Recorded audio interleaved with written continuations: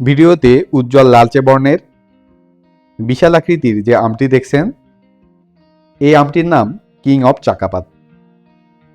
আমরা সকলেই জানি ফলের রাজা আম, আর এই আমটি দেখলে নিঃসন্দেহে বলতেই হবে আমের রাজা কিং অফ চাকাপাত। এই আম গাছটি আমরা কিভাবে রোপণ করব, কিভাবে সার প্রয়োগ করব, এই আমটির বৈশিষ্ট্য নিয়ে বিস্তারিত আলোচনা করার চেষ্টা করব। হ্যালো ফ্রেন্ডস, আসসালামু আলাইকুম।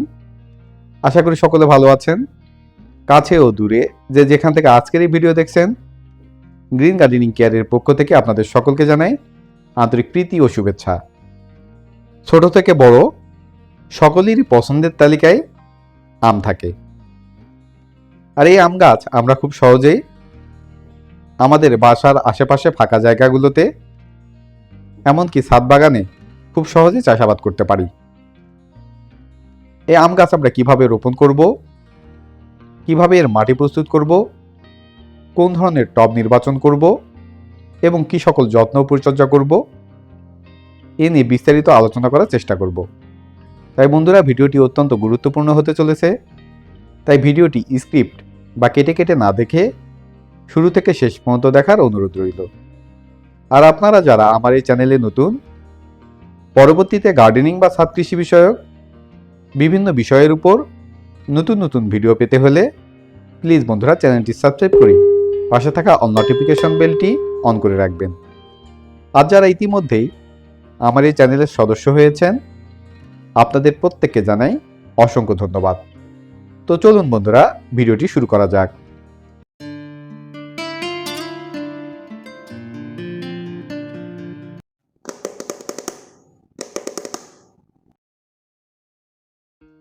প্রিয় সবুজপ্রেমী বন্ধুগণ, এই কিং অফ চাকাপাত আমটি একটি থাই জাতের আম, যার স্বাদ, আকার ও সৌন্দর্য সত্যি অনন্য। এই কিং অফ চাকাপাত আমের জাতটি আপনাদের নিকটস্থ কোনো নার্সারিতেই খুব সহজেই পেয়ে যাবেন, অথবা বিশ্বস্ত সেলারের কাছ থেকে এই আমের এই গাছটি সংগ্রহ করতে পারেন। এই আমের গাছটি আমি নীলফামারীর এম.এ. মামুন নার্সারি থেকে ক্রয় করে নিয়েছিলাম। এই আমের গাছটির দাম নিয়েছিল মাত্র 250 টাকা। ছাদ বাগানের জন্য আমের চারা সংগ্রহের সময় যে বিষয়টি লক্ষ্য রাখবেন সেটি হচ্ছে আমের গাছটি যেন ছোট এবং ঝোপালো হয়। এতে করে ছাদ বাগানের সৌন্দর্য কয়েকগুণ বৃদ্ধি পায়। প্রিয় বন্ধুরা, এবার জানাবো ছাদ বাগানে আমের গাছ রোপণের জন্য কোন ধরনের টব নেবেন, কোন ধরনের মাটি আমের গাছ রোপণের জন্য একেবারে আদর্শ এবং সে মাটি আপনারা কিভাবে প্রস্তুত করবেন।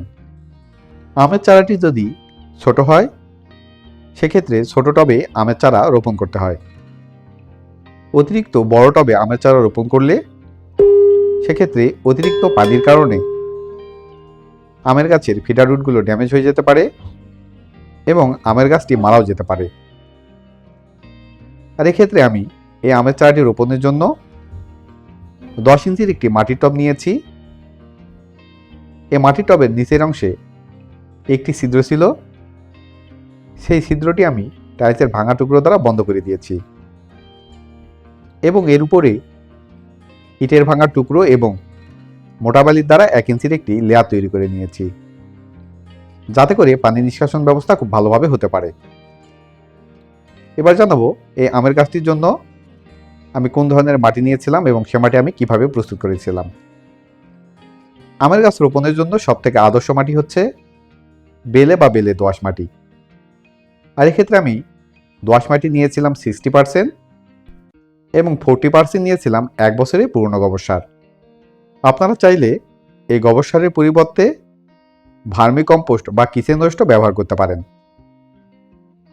এবং এই মাটির সঙ্গে আমি নিয়েছিলাম হাফ মুঠো হাড়ের গুঁড়ো, হাফ মুঠো শিংকুচি, হাফ মুঠো নিমখৈল এবং হাফ মুঠো সরিষা খোলের গুঁড়ো।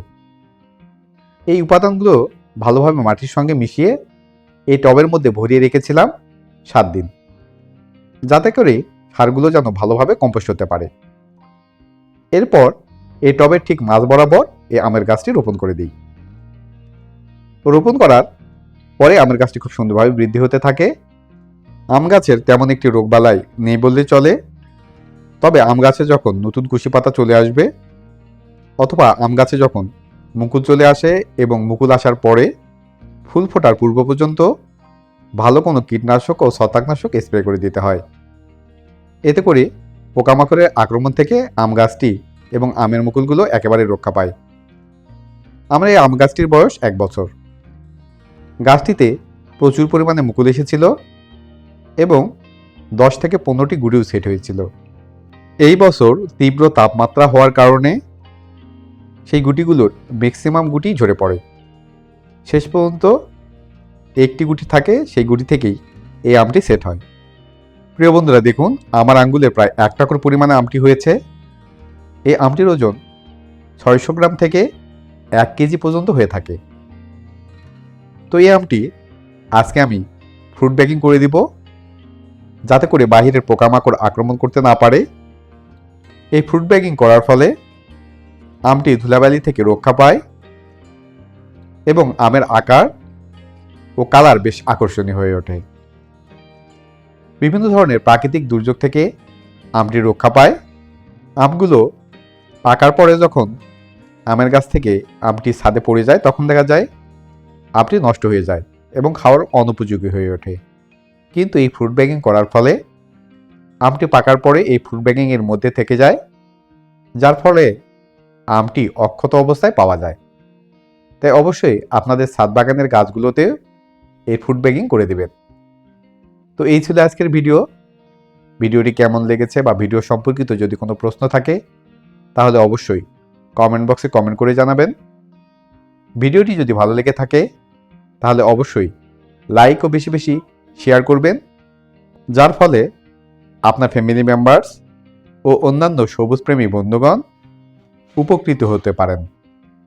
আর পরবর্তীতে এইরকম গার্ডেনিং বা ছাদ কৃষি বিষয়ক নতুন নতুন বিষয়ের উপর ভিডিও পেতে হলে চ্যানেলটি সাবস্ক্রাইব করে পাশে থাকা অল নোটিফিকেশন বেলটি অন করে রাখবেন, যাতে করে গ্রিন গার্ডেনিং কেয়ারের কোনো নতুন ভিডিও আপলোড হলেই সবার আগে আপনি জানতে পারেন।